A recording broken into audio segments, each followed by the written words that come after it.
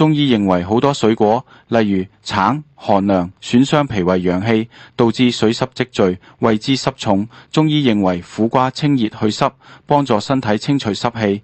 今日我解釋濕嘅機制，點解橙會濕，點解苦瓜可以去濕。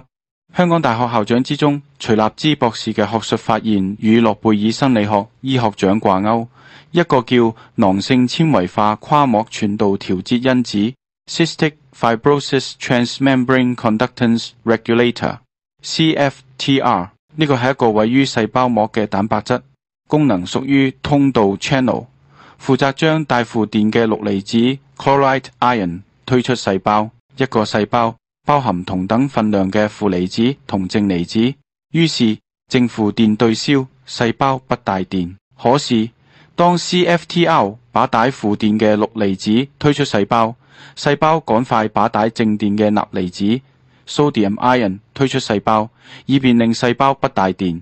但細胞外便有氯和鈉 NaCl 而引出滲透作用 osmosis， 令水滲出細胞。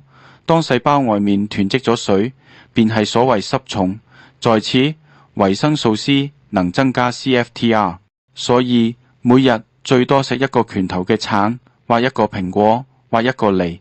如果已經濕重，可以服苦瓜素抑制 CFTR。